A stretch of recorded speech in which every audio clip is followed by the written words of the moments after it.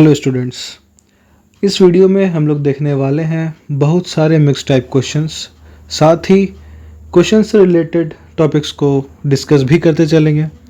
तो आइए शुरू करते हैं हम लोग अपने पहले क्वेश्चन से। Action and reaction forces acts on what. तो जो एक्शन और रिएक्शन फोर्सेस होता है according to the third law, तो ये किस बॉडी पे वर्क करता है? टू डिफरेंट बॉडीज, या same body but different position, या फिर द सेम बॉडी और डिफरेंट बॉडी, और द सेम बॉडी ओनली। तो हम लोग जब भी थर्ड लॉ का यूज़ करते हैं, न्यूटन्स थर्ड लॉ, तो उसमें जो भी एक्शन और रिएक्शन फोर्सेस होता है वो दो डिफरेंट बॉडीज़ पे वर्क करता है। जैसे हम लोग वॉक करते हैं तो जो एक्शन हम लोग पहले पैर से लगाते हैं वो रिएक्शन हमें पिछले पैर पे देखने के लिए मिलता है। तो इससे हम लोग बोल सकते हैं कि the action and reaction forces acts on the different bodies. Option number ए।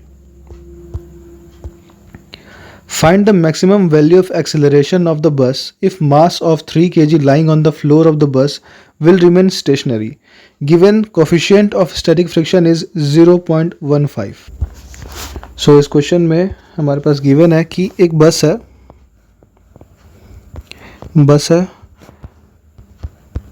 ये आगे की तरफ मूव कर रहा है और इसके अंदर में एक 3 kg का मास रखा हुआ है, और साथ में ये भी दिया हुआ है कि बस का एक्सेलरेशन कितना होना चाहिए कि ये जो 3 kg का मास है वो स्टेशनरी पोजीशन पर ही रहे, मतलब ये ज़्यादा हिले डुले ना या फिर कहीं मूव ना करे।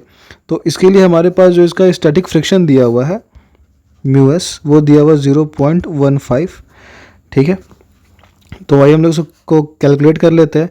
जब फोर्स यानी बस जब आगे मूव कर रहा है F, ठीक है, तो इसको अपोज करने के लिए जो फ्रिक्शनल फोर्स है वो बैकवर्ड लगेगा। ठीक है, और फ्रिक्शनल फोर्स होता है म्यू एस इंटू आर या फिर म्यू एस इंटू एन, जो हम लोग लिखते हैं नॉर्मल रिएक्शन फोर्स। ठीक है, तो इसको कैलकुलेट कर लेते हैं। तो force is equals to mu S into R होता है mg, ये हो जाएगा mu S M G. Force की जगह पे हम लोग लिख सकते हैं मास इंटू एक्सेलरेशन, जो कि हो जाता है mu S into M G के इक्वल।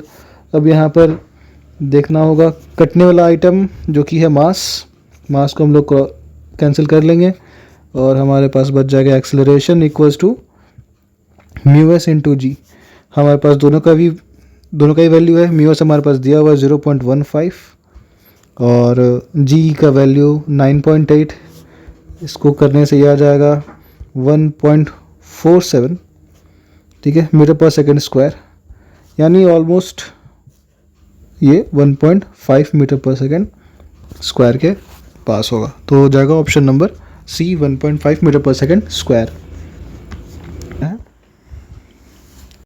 पोटेंशियल एनर्जी इज, तो इसमें हम लोग को पोटेंशियल एनर्जी का डायमेंशन फाइंड करना है। तो इसमें हम लोग देख लेते हैं जो पोटेंशियल एनर्जी होता है वो होता है mgh।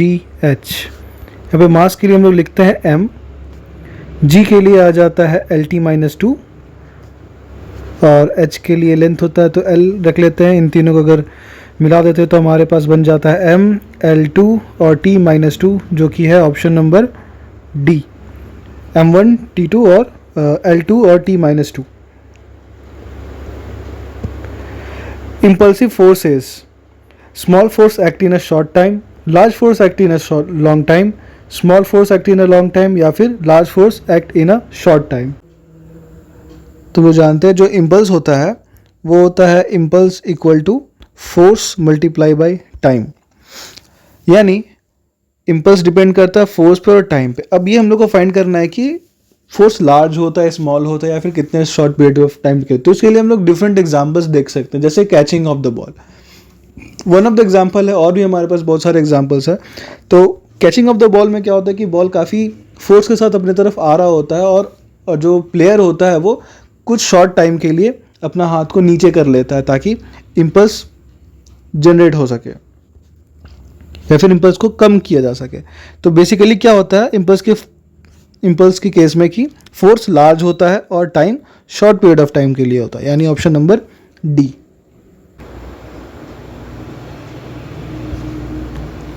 Find the dimensional formula of x not plus you T plus half A T square. तो इसमें हम लोग को देखने के लिए मिलता है, ये है डिस्टेंस का फॉर्मूला, ठीक है, जो कि हम लिखते हैं एक्स या फिर एस, ठीक है, S equals to U T plus half A T square. Basically देखा जाए तो ये प्रिंसिपल ऑफ होमोजेनिटी को फॉलो करते हुए ये कुछ और नहीं है, डिस्टेंस ही है या फिर लेंथ है, ठीक है, और साथ में हमारे पास एक एक्स नॉट है जो कि लेंथ ही है। यानी देखा जाए तो ये पूरा का पूरा टर्म सिर्फ लेंथ को डिनोट करता है, यानी सिर्फ एल, ठीक है, सिर्फ एल। इसका मतलब क्या होगा, जो मास का टर्म होगा वो ज़ीरो होगा, एल का पावर 1 होगा और टी का पावर भी 0 होना चाहिए, इस टर्म को डिनोट करना चाहिए, यानी option number C. If during a collision the initial velocities and final velocities of both the bodies are along the same straight line, then it is called। यानी इसमें पूछा जा रहा है कि इनिशियल वेलोसिटी के साथ, यानी इसमें पूछा जा रहा है कि if during a collision the initial velocities and final velocities of both the body are along the same straight line, ठीक है, अगर सेम स्ट्रेट लाइन में अगर ये लोग आके कोलिजन कर रहा है, ठीक है, तो क्या, तो इस टाइप के कोलिजन्स को क्या बोलते हैं? बेसिकली दोनों आपस में हेड ऑन कोलिजन करते हैं, क्योंकि हेड टू हेड कोलिजन होता है, तो उसको हेड टू हेड कोलिजन ना बोल के उसको हेड ऑन कोलिजन बोलते हैं। Gravity is a example of, so gravity is a example of conservative force.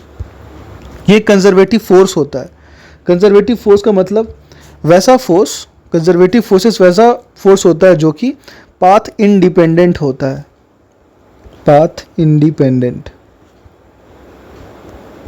ठीक है, क्योंकि हम लोग जानते हैं कि gravity is nothing but a gravitational force acting on the earth, ठीक है, तो ये एनर्जी तो नहीं हो सकता है, ठीक है, और काइनेटिक फोर्स पर डिपेंड भी नहीं करता, ना ही कंजर्वेशन ऑफ एनर्जी पे वर्क करता है, ये वर्क करता है कंजर्वेटिव फोर्स पे, ठीक है, यानी ये टोटली पाथ इंडिपेंडेंट होता है। अगर किसी भी बॉडी को ज़मीन से उठाकर किसी भी डायरेक्शन से अगर हम लोग पहले सीधा लेकर जाते हैं, फिर टेढ़ा लेकर जाते हैं, फिर ऐसे लेके गए, फिर किसी और डायरेक्शन में यहाँ पर लेके गए, तो हम लोग लास्ट में इसका हम लोग सिर्फ इनिशियल और फाइनल डिस्टेंस ही देखते हैं। ये कहाँ से शुरू हुआ था, ये h इक्वल टू 0 से शुरू हुआ था, यहाँ भी h इक्वल टू 0 था, और कहाँ पहुँचा, एक सर्टेन हाइट h पे जाके पहुँचा। तो हम लोग जो मेजरमेंट लेंगे वो इसी हाइट का लेंगे, हमें ये किस डिस्टेंस से घूम कर गया उससे कोई मतलब नहीं, यानी this is purely path independent, किस पाथ से जा रहा है इससे कोई फ़र्क नहीं पड़ता है। तो ये इस टाइप के फोर्सेस को बोलते हैं कंजर्वेटिव फोर्सेस, जो कि पाथ इंडिपेंडेंट होते हैं। When spring is called hard then the value of spring constant is. Called hard means जब इसको बहुत हार्डली स्ट्रेच किया गया, ठीक है, when the spring is hardly stretched और called hard then the value of spring constant is. तो उस केस में स्प्रिंग कांस्टेंट का वैल्यू क्या होता है, हाई होता है, लो होता है, मीडियम होता है या फिर 0 हो जाता है। तो बेसिकली जब भी किसी स्प्रिंग को उसके इनिशियल पोजीशन से काफ़ी ज़्यादा हार्डली अगर पुश किया जाता है, तो उस केस में जो उसका स्प्रिंग कांस्टेंट होता है के, जिसको के से डिनोट करते हैं, वो काफ़ी ज़्यादा बढ़ जाता है। तो ऑप्शन नंबर ए हाई, के हाई हो जाता है। इसके साथ ही अगर किसी स्प्रिंग को कट भी कर दिया जाए, ठीक है, अगर स्प्रिंग का कोई नॉर्मल लेंथ है L, उसको डिफरेंट पार्ट्स में अगर तोड़ दिया जाए, तो भी उस केस में उसका जो K होता है, स्प्रिंग कांस्टेंट होता है, वो काफ़ी ज़्यादा हो जाता है। Neutrino is a particle emitted इन। तो ये जो न्यूट्रिनो है, इस न्यूट्रिनो को हम लोग न्यू से डिनोट करते हैं, ठीक है। तो ये जो न्यूट्रिनो होता है वो बीटा डीके में रिलीज होता है। Question number 10, suppose that a projectile is launched with velocity v not that makes an angle theta naught with the horizontal axis. What is the time of flight of the projectile. तो इसमें हम लोग को find करना है time of flight of the projectile, जो कि हम लोग फॉर्मूला जानते हैं, ठीक है। हमारे पास क्या क्या गिवन है, एक इनिशियल वेलोसिटी गिवन है, साथ में एक एंगल गिवन है, ठीक है, यानी हमारा जो इनिशियल वेलोसिटी वो क्या है, v नॉट है, ठीक है, एंगल कितना है, थीटा नॉट है, ठीक है। हम लोग जानते हैं टाइम ऑफ फ्लाइट का फॉर्मूला, टाइम ऑफ फ्लाइट के लिए फॉर्मूला होता है in a projectile motion which is projected from the ground vertically, ठीक है, वो होता है 2u sine theta divided by g. यानी हम लोग बस वैल्यूज़ को पुट कर लेंगे, 2u की जगह पे v नॉट लगा लेते हैं, ठीक है, साइन थीटा की जगह साइन थीटा नॉट हो जाएगा और डिवाइड बाई जी, यानी ऑप्शन नंबर बी सी, यानी ये हो जाएगा option number D. Time of flight के साथ ही दो और चीज़ हमारे पास होता है प्रोजेक्टाइल मोशन में, जो कि होता है, पहला होता है हमारे पास मैक्सिमम हाइट, जिसको एच मैक्स बोलते हैं या फिर कैपिटल एच से डिनोट करते हैं। कैपिटल एच का वैल्यू होता है u square sine square theta by 2g, इसको भी यूज़ करते हैं हम लोग। और साथ में हमारे पास आता है हॉरिजॉन्टल रेंज, जो कि होता है u square sine 2 theta divide by g, ये हम लोग यूज़ करते हैं। तो इन दो फॉर्मूला को भी साथ में याद रखना है। द रिलेशन बिटवीन अर्ग एंड इलेक्ट्रॉन वोल्टेज, ठीक है, अब अर्ग्स और इलेक्ट्रॉन वोल्ट के बीच में हम लोग को रिलेशन फाइंड करना है। तो दो तीन रिलेशंस हम लोग साथ में देखते हुए चलेंगे। तो सबसे पहले हम लोग आते हैं जूल्स पे, जो कि एनर्जी का ऐसा यूनिट होता है, और अर्ग जो होता है वो एनर्जी का CGS यूनिट होता है, ठीक है। यानी ऐसा यूनिट को सबसे पहले हम लोग CGS में चेंज करते हैं, ठीक है। हम लोग जानते हैं 1 जूल, ठीक है, 1 joule equals to 10 to the power 7 अर्ग। ये, और अगर 1 इलेक्ट्रॉन वोल्ट को लिखें हम लोग, 1 electron volt equals to in the terms of joule, ये होता है 1.6 into 10 to the power -19 joules. अगर अब इस जूल को अर्ग में कन्वर्ट करें, यानी 1 joule equal to 10 to the power 7 अर्ग, अगर इसको यहाँ पे मल्टीप्लाई करें तो ये अर्ग में चेंज हो जाएगा, 1.6 into 10 to the power -19 joule multiply by 10 to the power 7 अर्ग। अब ये का पूरा ये चेंज हो गया अर्ग में, CGS में, यानी ये हो जाता है 1.6 और 19 माइनस 7, ये हो जाएगा 12, 10 to the power -12 अर्ग, ठीक है। So 1 electron volt equals to 1 electron volt equal to 1.6 into 10 to the power -12 अर्ग। अब हमको 1 अर्ग को चेंज करना है, ठीक है। 1 अर्ग कितना होगा in terms of electron volt, बस इसको रिवर्स कर देते हैं। 1 erg equals to 1 by 1.6 into 10 to the power -12 electron volt. That means ये हो जाएगा 1.6 को ऊपर लेकर जाएंगे हो जाएगा 0.625 और मल्टीप्लाई बाई 10 पर -12 को ऊपर लेकर जाएंगे तो +12 हो जाएगा इलेक्ट्रॉन वोल्ट। यानी this relates to option number C. The dimensional formula of mass is, ये काफ़ी इजी है, ये आप लोग कर सकते हैं। और इसके साथ में ये भी है कि आप सारे क्वेश्चंस को, अब जो भी क्वेश्चंस आ रहे हैं, आप क्वेश्चंस को आप पहले पॉज कर ले, आप खुद से बना ले, उसके बाद ही आप सॉल्यूशंस देखें, तो ये ज़्यादा बेटर रहेगा आपकी प्रैक्टिस के लिए भी। और अपना टाइम भी मेंटेन करते चले, क्योंकि टाइम भी एक काफ़ी अच्छा खासा एक फैक्टर होता है किसी भी एग्ज़ाम्स में, तो अब अपना टाइम भी मेंटेन करके ज़रूर चले। तो इस क्वेश्चन का आंसर हो जाएगा ऑप्शन नंबर ए, काफ़ी ईजी था ये। Equilibrium of particle in mechanics refers to the situation when the particle are in dash। तो मैं ये fill in the blanks भरना है। तो कब हम लोग बोलते हैं कि कोई particle in the mechanics equilibrium में है, ये तभी होता है जब उसका बोथ, ठीक है, both translational and rotational equilibrium में हो वो, ठीक है। तो ये हो जाता है ऑप्शन नंबर ए, यानी सिर्फ रोटेशनल या फिर सिर्फ ट्रांसलेशनल से नहीं होता है, ठीक है। पार्टिकल को इक्विलिब्रियम में रखने के लिए उसका रोटेशनल और ट्रांसलेशनल दोनों ही मोशन उसका इक्विलिब्रियम में होना चाहिए। इन बीटा डीके, हमारे पास फिर से बीटा डीके है। द न्यूक्लियस एमिट्स, हम लोग ये पहले डिस्कस कर चुके हैं कि बीटा डीके में न्यूक्लियस क्या क्या एमिट करता है। तो इसमें बीटा डीके है, तो बीटा डीके का मतलब इसमें जो बीटा पार्टिकल का डीके हो रहा है, यानी इसमें बीटा पार्टिकल एमिट हो रहा है, ठीक है। ये जो बीटा पार्टिकल होता है, this is nothing but an electron, ठीक है। इलेक्ट्रॉन को ही बीटा पार्टिकल बोलते हैं। तो जब भी बीटा का डीके होगा तो न्यूक्लियस क्या एमिट करेगा, electron. To measure 0.001 meter length accurately, 1 watt can be used। तो हमारे पास जो लेंथ है, जो मेज़रमेंट है, वो काफ़ी छोटा है, यानी 10⁻⁻⁴ के रेंज में है ये, ठीक है, 10⁻⁴ मीटर के रेंज में है। तो मीटर स्केल तो यूज़ नहीं करते हैं इतने कम रेंज को मेज़र करने के लिए, ना ही स्फेरोमीटर का यूज़ करते हैं। तो अब हम लोग आते हैं वर्नियर कैलिपर और स्क्रू गॉज पे।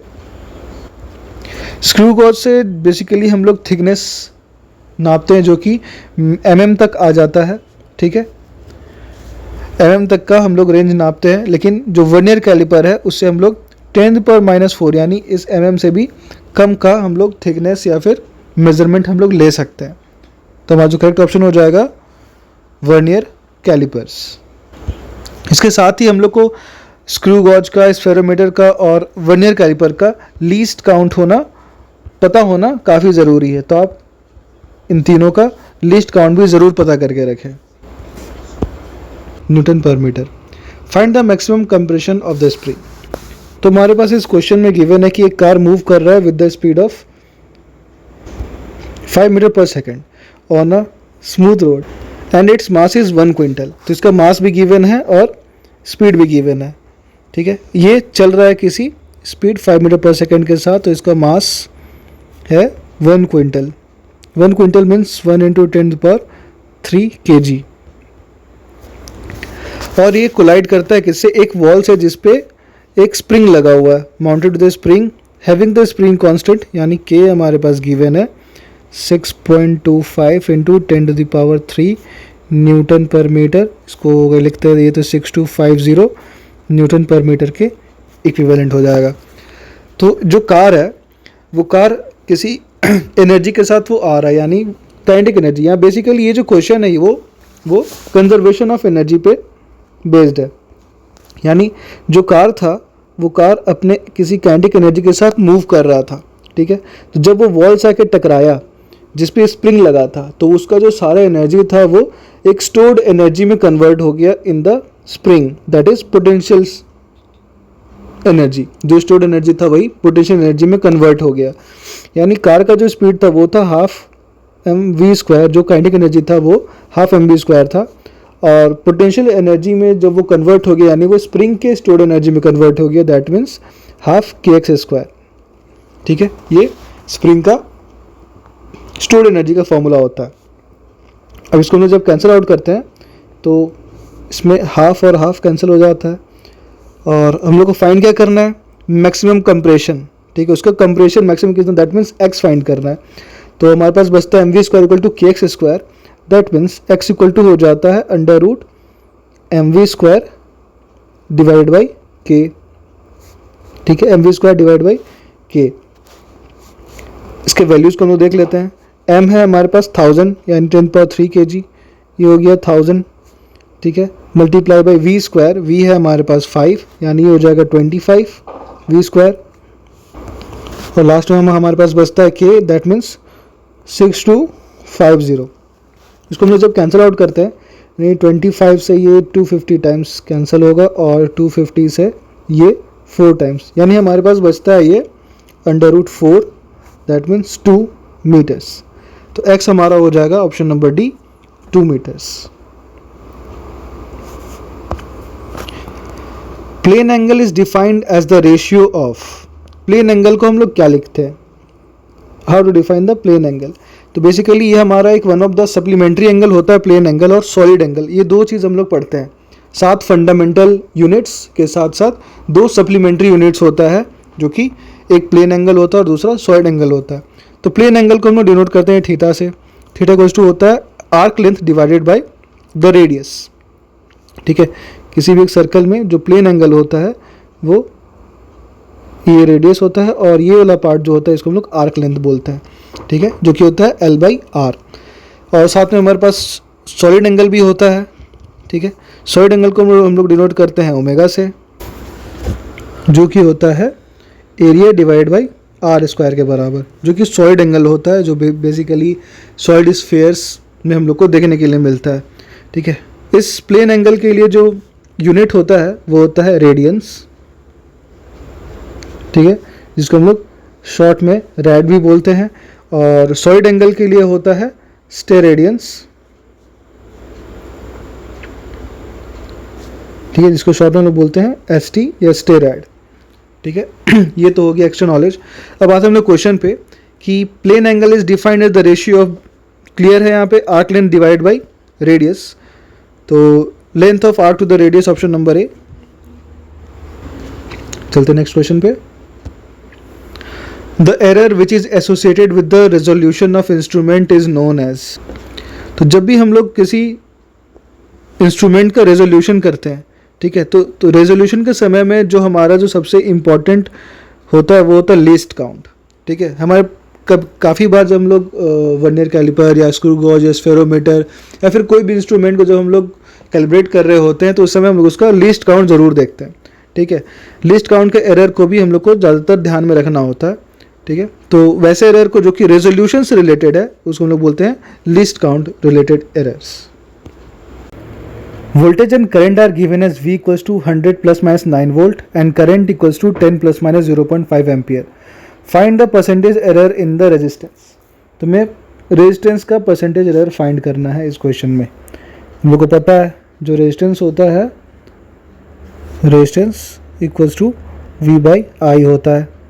ठीक है, तो हमारा जो परसेंटेज चेंज हो जाएगा या फिर percentage error del R by R into 100% is equal to ये हो जाएगा डेल V बाई वी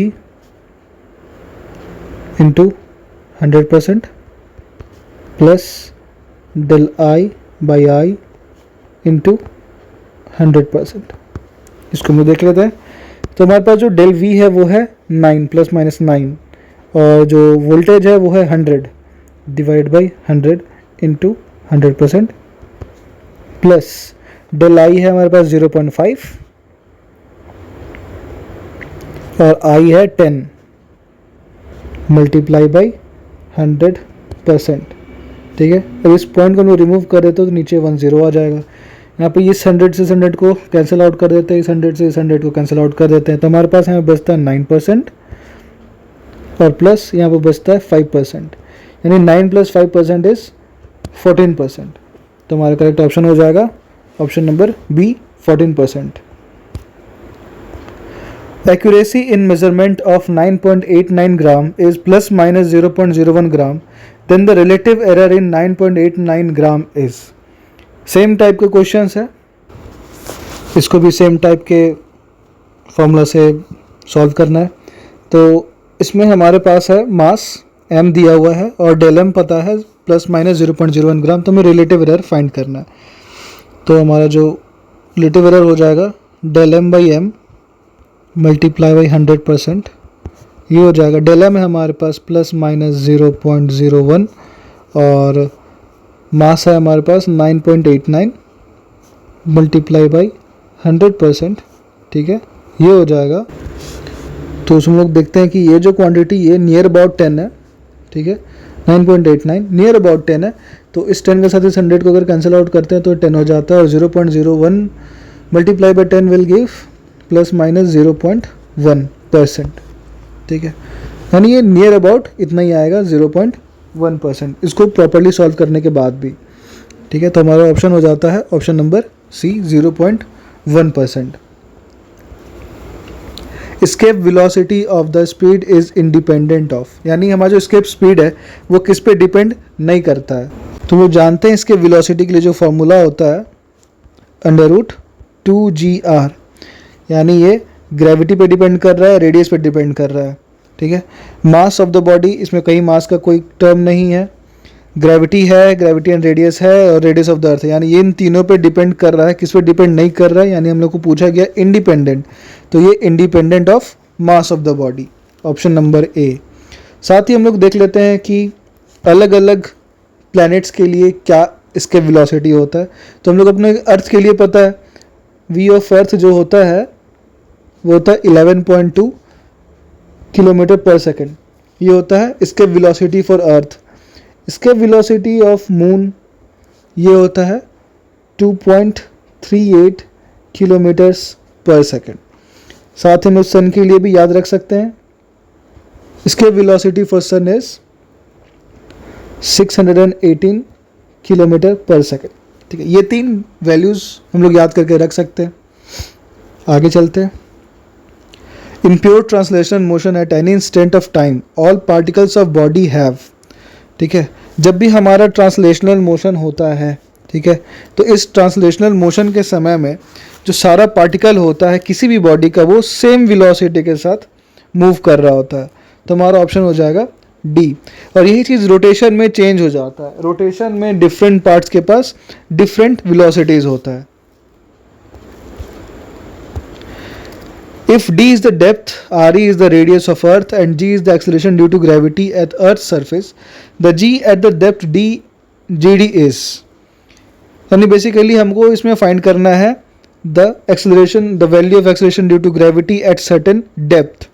ठीक है, जहाँ पे R is the radius of earth है और डी डेप्थ है। तो हम लोग को उसका फॉर्मूला डायरेक्टली पता होना चाहिए, डेप्थ का भी और साथ में हाइट का भी। ठीक है, ये होता है G D is gravity of earth multiply by 1 minus depth by radius of the अर्थ। ये होता है डेप्थ के लिए फॉर्मूला। साथ ही हमारे पास जो हाइट के लिए फॉर्मूला होता है वो होता है gravity multiply by 1 minus 2 times of height divided by radius of अर्थ। तो ये 2 फॉर्मूला भी हमें न्यूमेरिकल्स के लिए याद रखने होंगे। अब चलते हैं नेक्स्ट क्वेश्चन पे। Question number 24, which of the following is a scalar quantity. इनमें से कौन सा हमारा स्केलर क्वांटिटी है। तो इसमें हमको देखना होगा, जैसे वेलोसिटी, ठीक है, इसमें है एंगुलर वेलोसिटी, यानी ये जो वेलोसिटी होता है या फिर एंगुलर वेलोसिटी वो एक वेक्टर क्वांटिटी होता है। वेलोसिटी, मोमेंटम और मोमेंटम, ये जो मोमेंटम वेलोसिटी ये होता है, ये सारे के सारे एक वेक्टर क्वांटिटी होता है। फ्रीक्वेंसी एक स्केलर क्वांटिटी होता है, तो चाहे वो फ्रीक्वेंसी हो या फिर एंगुलर फ्रीक्वेंसी हो, वो एक स्केलर क्वांटिटी होता है। Option number D. Find the moment of inertia of a hollow ring about it's tangent. ठीक है, अबाउट इट्स टेंजेंट। सबसे पहले एक फिगर ड्रॉ कर लेते हैं। ये एक हॉलो रिंग है, ठीक है, और इसके एक्सिस के थ्रू जो पास हो रहा है, ठीक है, वो होता है आई ऑफ सेंटर ऑफ मास। ठीक है, और साथ में एक हॉलो रिंग का इसका टेंजेंट के थ्रू भी एक पास हो रहा है।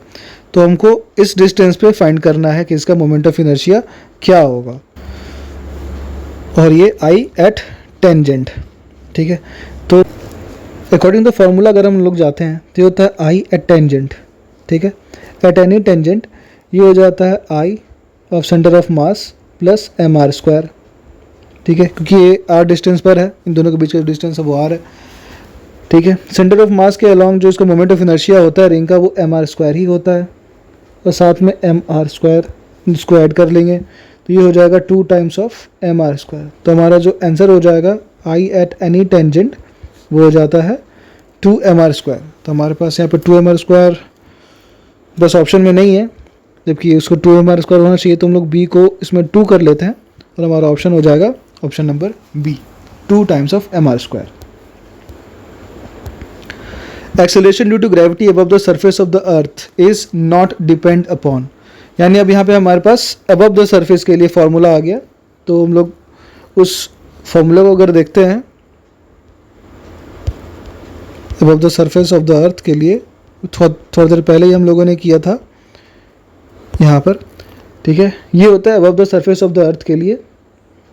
तो इस फॉर्मूला को हम लोग यूज़ करते हैं g equals to g 1 minus 2h by R E, यानी ये जो ग्रेविटी है किस पे डिपेंड कर रहा है, ग्रेविटी ऑफ अर्थ पे डिपेंड कर रहा है, हाइट पे डिपेंड कर रहा है और रेडियस पे डिपेंड कर रहा है।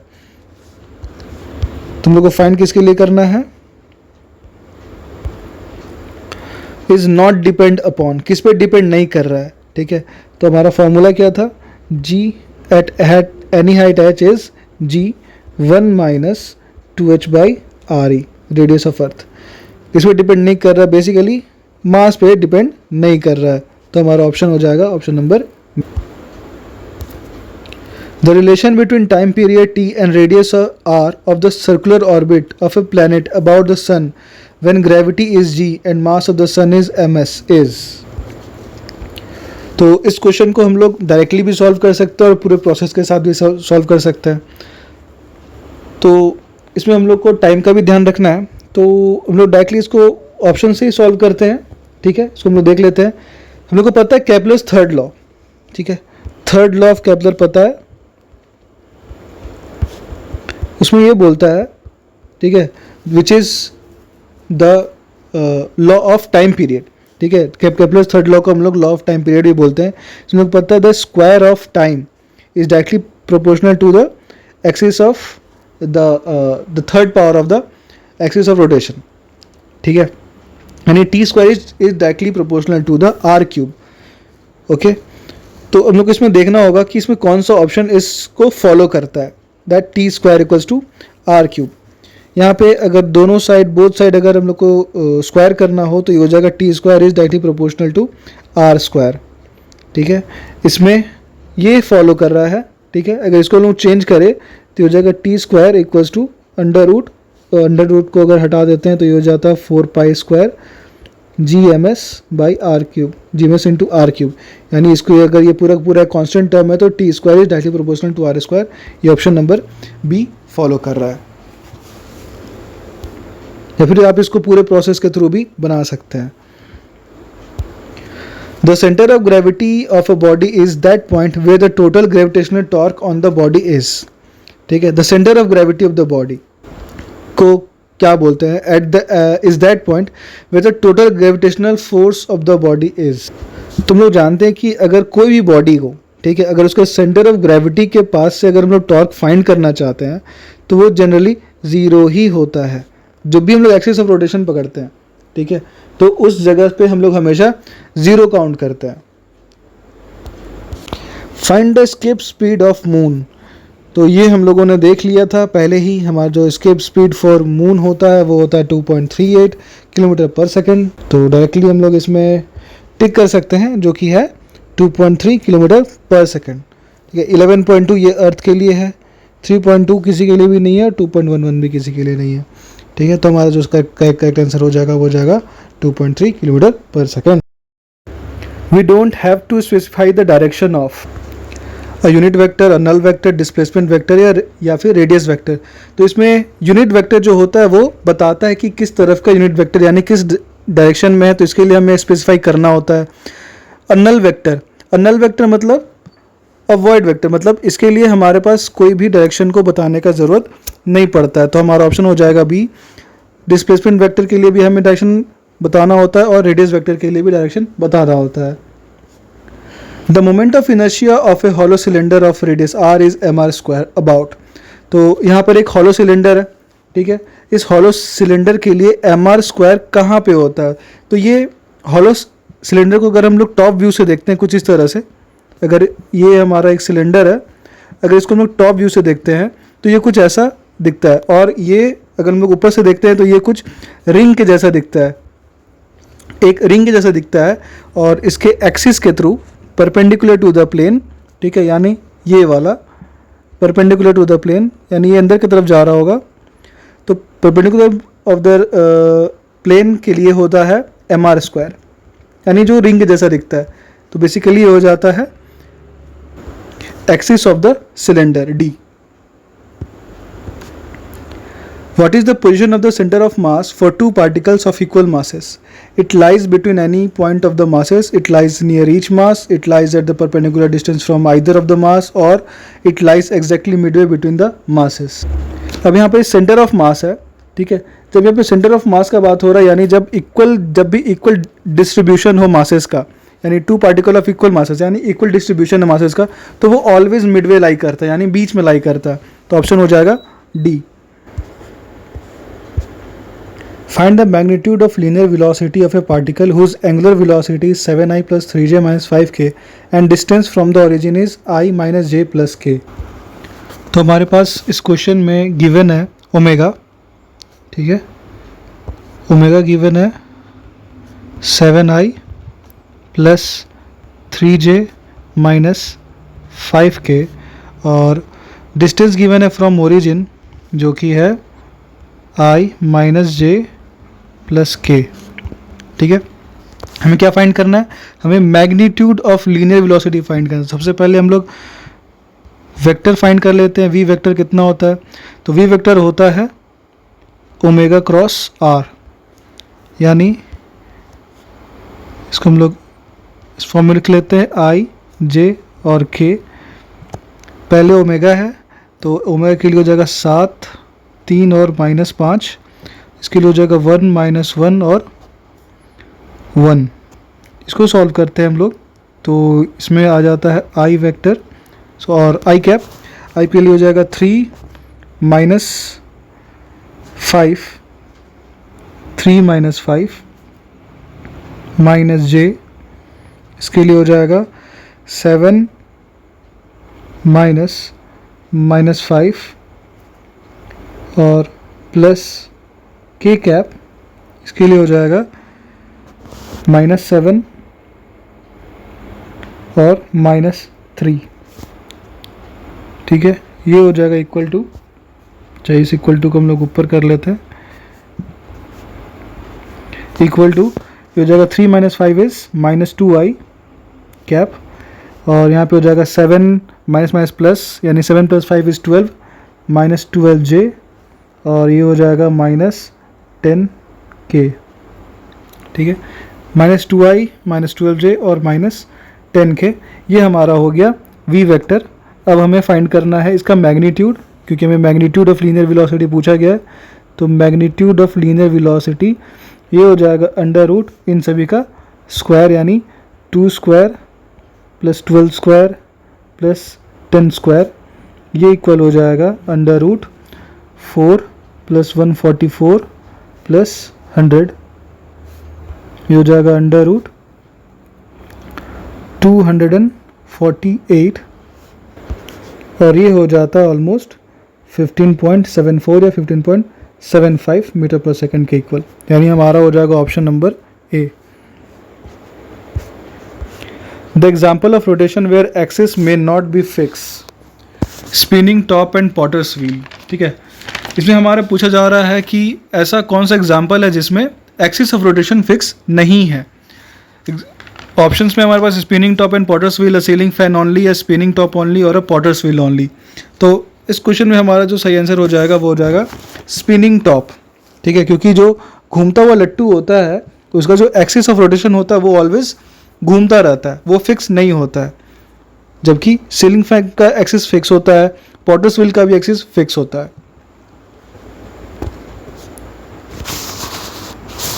The year of a planet is 29.5 times that of the Earth. If the distance between Sun and Earth is 1.5 into 10⁸ kilometre, then find the distance between the planet and the Earth. तुम्हारे पास इसमें given है कोई एक planet है, ठीक है, उस planet का जो टाइम है या फिर जो ईयर है वो 29.5 टाइम्स द अर्थ है। ठीक है, यानी T of any planet, P कर लेते हैं TP, T of any planet is equals to 29.5 times of TE। ठीक है, ये जो distance between sun and the earth, earth और सन के बीच का जो डिस्टेंस है, ठीक है, यानी इसको हम लोग R ऑफ अर्थ कर लेते हैं, सन और अर्थ के बीच का हम लोग देख लेते हैं ये कितना है, 1.5 इंटू 10⁸ किलोमीटर है। Then find the distance between planet and the earth. तो हमें इसमें फाइंड करना है RP, वो कितना होगा। ठीक है, the distance of the planet कितना होगा। ठीक है, तो हम लोग को केपलर्स थर्ड लॉ पता है, T² is directly proportional to R³। ठीक है, इसको हम लोग लगाएंगे तो हमको फाइंड करना है डिस्टेंस ऑफ द प्लैनेट। ठीक है, तो इसको हम लोग कर लेते हैं TP/TE whole square is equals to RP/RE whole square whole cube third power. इसको सॉल्व करते हैं, TP है TP/TE, अगर ये देखा जाए तो TP है 2.9 टाइम्स TE के बराबर और नीचे TE है जगह 29.5 times TE divided by TE whole square equal to RE का वैल्यू है, फाइंड करना है RP divided by 1.5 into 10⁸ kilometres. ठीक है, ये क्यूब हो जाएगा, यहाँ पर जो T और T है वो कैंसिल हो जाएगा, T और T कैंसिल हो जाएगा, क्या बचता अपने पास 29.5 का स्क्वायर, 29.5 का स्क्वायर, ये हो जाता है equal to RP cube divide by 1.5 into 10⁸ इसका होल क्यूब सेपरेटली कर लेते हैं। ठीक है, आगे देखते हैं आर पी क्यूब कितना हो जाता है। ठीक है, इस केस में फिर हमारा जो आर पी क्यूब है वो इक्वल हो जाएगा, यहाँ पर इसके साथ इसको मल्टीप्लाई कर लेंगे, ये और ये मल्टीप्लाई हो जाएगा, तो ये हो जाएगा 1.5 into 10⁸ whole cube multiply by 29.5 whole square. ठीक है, this will give 2937 multiply by 10⁻24 almost. ठीक है, अब इसको आर पी अगर फाइंड करना है तो हमको इसको क्यूब रूट करना होगा। Cube root of 2937 multiply by 10⁻24, further solve करने पर ये आ जाता है, ये हो जाएगा 14.3 इंटू 10⁸ किलोमीटर्स। ठीक है, इसको मीटर्स में चेंज कर लेते हैं तो हो जाएगा 14.3 into 10⁻11 metres.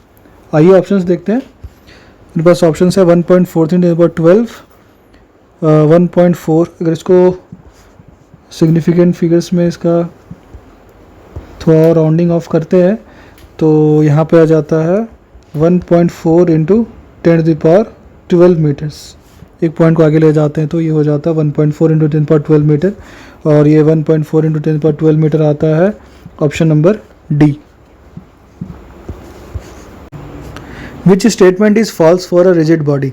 It has perfectly definite shape. The shape is unchangeable. All particles of the body are moving together. The rigid body is not in pure translational motion. तो इसमें हम लोग को फाइंड करना है कि इसमें से कौन सा स्टेटमेंट गलत है।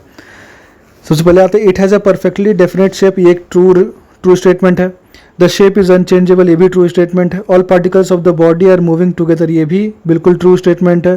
The rigid body is not in pure translational, ये गलत स्टेटमेंट है। तो अपना सही ऑप्शन हो जाएगा option number D. A boy throws a stone at a speed of 28 metre per second. The stone makes 30° angle with the horizontal surface. Find the maximum height of the stone from the ground. यानी इसमें एक जो child है या फिर जो boy है वो एक स्टोन को थ्रो करता है with speed 28 metre per second, जो कुछ इस तरह से आता है, और इसका हम लोग को मैक्सिमम हाइट फाइंड करना है, और इसका हॉरिजॉन्टल सरफेस के साथ इसका जो एंगल है वो 30° है। हमें इसका मैक्सिमम हाइट फाइंड करना है। अकॉर्डिंग टू द डाटा ये हो जाएगा u equals to 28 metre per second और थीटा गिवन है 30°।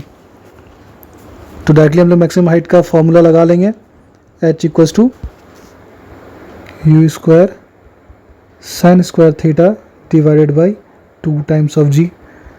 u स्क्वायर अपना 28 square multiply by sine square theta यानी sine square 30° divided by 2 times of 9.8। इसको सॉल्व करते हैं। 28 स्क्वायर ये हो जाएगा 784 मल्टीप्लाई साइन 30° होता है 1/2, तो इसको हम 0.5 भी लिख सकते हैं, तो 0.5 स्क्वायर कर लेते हैं और डिवाइडेड बाई 2 इंटू 9.8 19.6।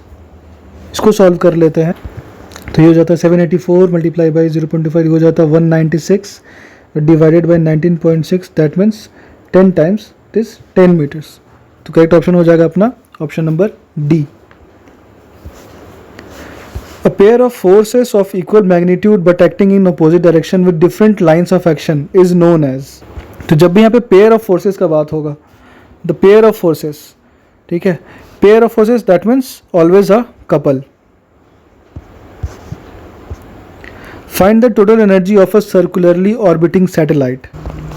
तुम लोग जानते हैं कि जो टोटल एनर्जी होता है for a circularly orbiting satellite, उसके लिए जो फॉर्मूला होता है वो होता है -G/m/2r।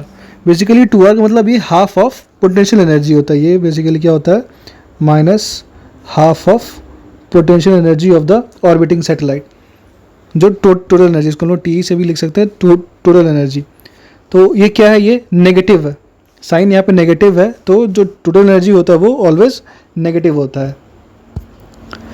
Calculate the total work done in bringing a charge of 5 into 10 to the minus 7 coulomb from infinity to a point which is 10 centimeter away from a charge of 3 into 10 to the power 9 coulomb. So इस question में हमारे पास given है कि एक charge Q है, ठीक है, जिसका वैल्यू है 3 into 10 to the power minus 19 coulomb, ठीक है। इसके पास एक पॉइंट P, मान लेते ये कोई पॉइंट O है और ये कोई पॉइंट P है।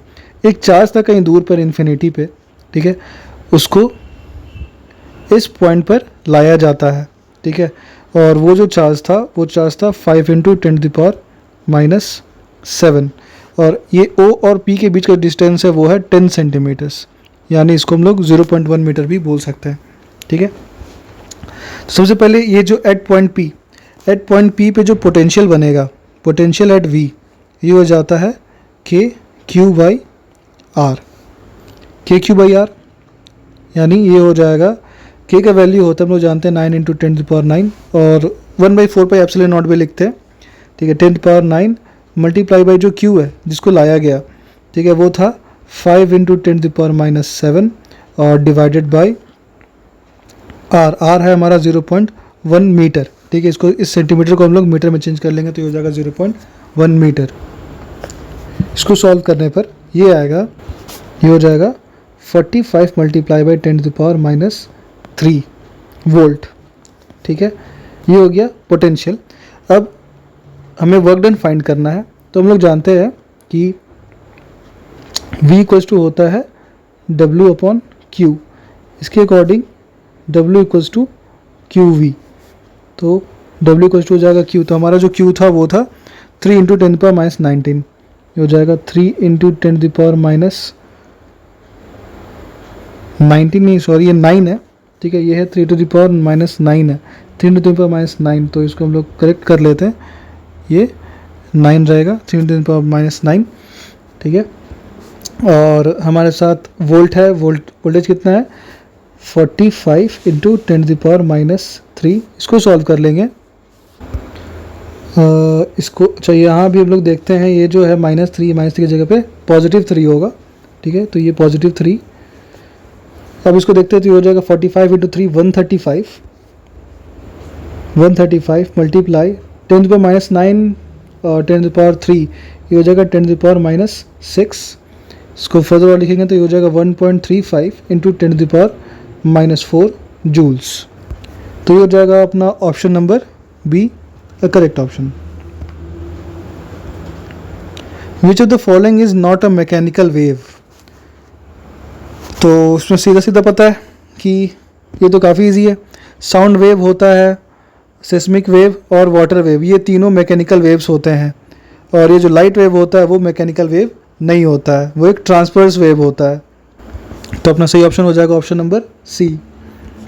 How much negative charge is present in 500 gram of water, तो हमें फाइंड करना है कि कितने नेगेटिव चार्ज प्रेजेंट होते हैं। सबसे पहले तो हम लोग जानते हैं कि वाटर जो होता है वो H2O मॉलिक्यूल, ठीक है,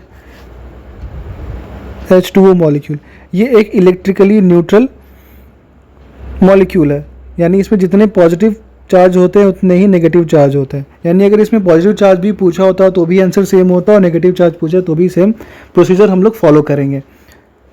तो इसको हम सबसे पहले स्टार्ट करते हैं कि इसका जो मॉलिक्यूलर मास होता है, ठीक है, मास कितना होता है 18 ग्राम, ओके। तो सबसे पहले हम लोग इसका नंबर ऑफ मॉलिक्यूल्स देख लेते हैं, कितने मॉलिक्यूल्स प्रेजेंट होते हैं, ठीक है। तो 18 ग्राम में जो नंबर ऑफ मॉलिक्यूल्स होते हैं वो एवोगाड्रो नंबर के बराबर होते हैं, 0.22 इंटू 10 टू पावर 23 मॉलिक्यूल्स, ठीक है। इसमें इतने मॉलिक्यूल्स होंगे H2O के, तो फिर 500 ग्राम में कितने मॉलिक्यूल्स होंगे, तो 500 ग्राम में जो मॉलिक्यूल्स हो जाएंगे वो हो जाएंगे 0.22 into 10 to the power 23 multiply by 500 grams divide by 18 gram, ये हो जाएगा number of molecules in 500 grams. हमें फाइंड करना चार्ज का वैल्यू कितना होगा, तो नंबर ऑफ चार्जेस, ठीक है, number of charge in 500 gram ये हो जाएगा 6.022 into 10 to power 23 multiply by 500 divide by 18 और साथ में से मल्टीप्लाई हो जाएगा मैग्नीट्यूड ऑफ चार्ज जो कि होता है 1.6 इंटू 10⁻⁻⁹ कूलम। इससे हमें पता चल जाएगा टोटल अमाउंट ऑफ चार्ज कितना है। अब इसको फर्दर सॉल्व करते हैं तो ये हो जाएगा, ये ऑलमोस्ट 3 टाइम्स 18 कैंसिल हो जाएगा, और इसको 500 इंटू 1.6 डिवाइड बाई 3 इसको सॉल्व करते हैं तो ये आ जाता है इक्वल टू 2.66 इंटू 10⁻7 कूलम्स, यानी 2.66 यानी आसपास आ रहा है ऑप्शन नंबर सी के 2.68 into 10⁻7 coulomb. What is the electrostatic potential energy when two charges 5 microcoulomb and -3 microcoulomb are placed at distance of 16 cm away from each other? तो हमें इलेक्ट्रोस्टैटिक पोटेंशियल एनर्जी फाइंड करना है। E equal to K Q1 Q2 by R, यानी K हो जाता है 1/4 pi epsilon naught, that means 9 into 10⁻9 multiply by Q1 है 5 microcoulomb, तो इसको कूलम में चेंज कर लेंगे तो हो जाएगा 10⁻6 कूलम, और साथ में -3 माइक्रोकूलम तो हो जाएगा -3 इंटू 10⁻6 कूलम, और डिवाइडेड बाई सेपरेशन है 16 सेंटीमीटर, दैट मीन्स 0.16 मीटर्स। ठीक है, इसको सॉल्व करते हैं तो ये हो जाता है ऊपर में 9 multiply by 5 multiply by -3 -135 into 10⁻12 -9 is -3 divided by 0.16। इसको फर्दर सॉल्व करते हैं तो यह आता है 0.84 जूल्स। तुम्हारा सही ऑप्शन हो जाएगा ऑप्शन नंबर डी, 0.84 जूल्स।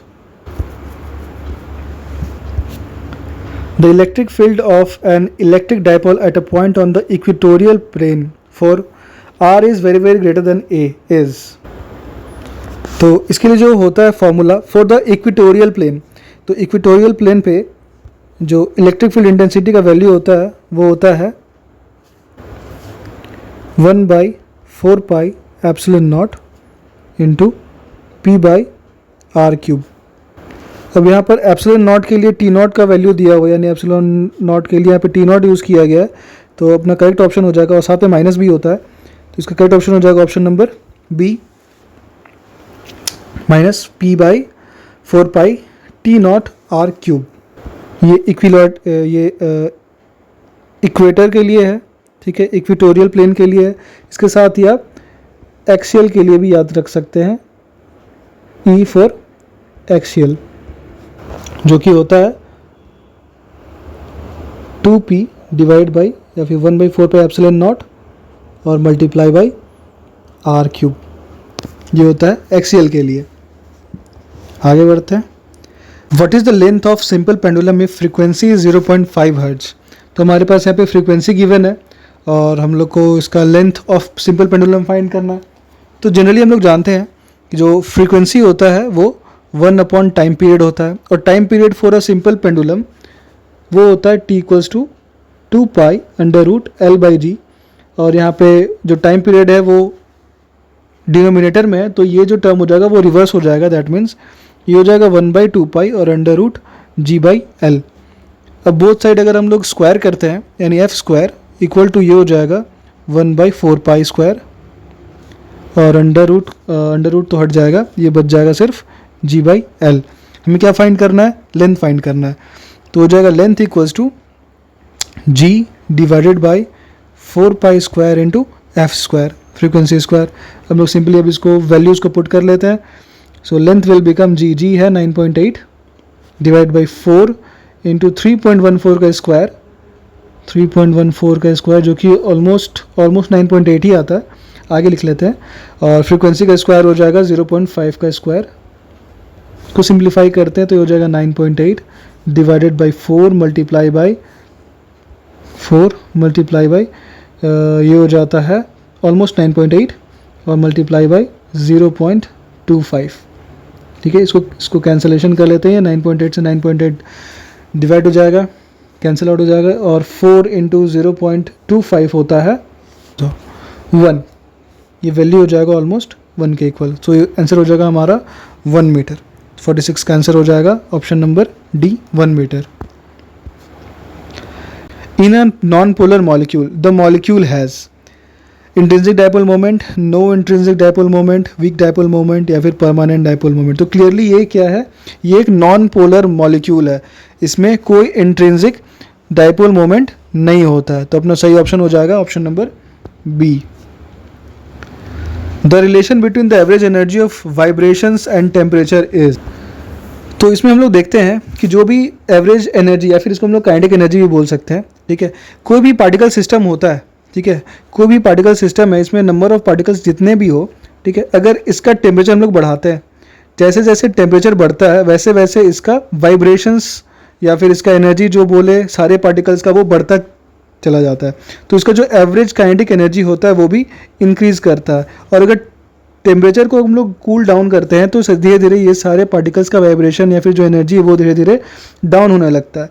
तो बेसिकली हम लोग देखते हैं कि जो काइनेटिक एनर्जी है या फिर जिसको हम लोग एवरेज एनर्जी ऑफ वाइब्रेशंस बोलते हैं, ठीक है, the kinetic energy of the all the particles, ठीक है, वो जनरली क्या होता है, directly proportional to the temperature होता है। सही ऑप्शन हो जाएगा हमारा option number A. Which law of Kepler can be understood as a consequence of a conservation of a angular momentum which is valid for any central force? तो इसमें हमारा जो है कौन सा केपलर का लॉ, इसमें पूछा जा रहा है कि केपलर का कौन सा law conservation of angular momentum को शो करता है, ठीक है। तो बेसिकली हमारे पास 3 लॉज हैं, ठीक है। हमारा जो पहला लॉ होता है वो होता है लॉ ऑफ ऑर्बिट, ठीक है, ऑर्बिटल लॉ भी बोलते हैं। तो according to this orbital law कि ये जो हमारा जो कोई भी प्लैनेट होता है वो revolves around the sun in an elliptical orbit, ठीक है, for which sun situated at one of its foci. ये 2 फोकाई होता है, 2 फोकसेस होता है, इसको फोकस को प्लूरल में हम लोग फोकाई भी बोलते हैं, ठीक है, जहाँ पे सन या तो यहाँ पे या फिर इस जगह पे सिचुएटेड होता है। ये लॉ ऑफ ऑर्बिट बताता है। फिर हमारा दूसरा होता है लॉ ऑफ एरिया, ठीक है, areal law. According to this अगर हम लोग सन को किसी भी एक फोकस में रखें और अर्थ या फिर जो भी प्लैनेट है वो इक्वल इंटरवल पे स्वीप्स आउट इक्वल एरिया, ठीक है, किसी भी 2 इंटरवल पे इक्वल एरिया स्वीप आउट करता है। तो बेसिकली हमको इसी एरियल लॉ से ही पता चलता है कि वो कंजर्वेशन ऑफ एंगुलर मोमेंटम, यहाँ पे जो एंगुलर मोमेंटम है उसका कंजर्वेशन हो रहा है। थर्ड लॉ देख लेते हैं। थर्ड लॉ होता है area of the law of periods, ठीक है, जिसको बोलते हैं लॉ ऑफ पीरियड। तो according to this the time square is directly proportional to the third power of the semi major axis. ये होता है थर्ड लॉ। तो बेसिकली हमारे पास केपलर के 3 लॉ है, लेकिन जो कंजर्वेशन ऑफ एंगुलर मोमेंटम को जस्टिफाई करता है वो होता है एरियल लॉ, यानी option number C, law of areas. Gamma is the ratio of 2 specific heats. What is the value of gamma for air? So इस क्वेश्चन में दिया हुआ है कि gamma is the ratio of 2 specific heats, ठीक है।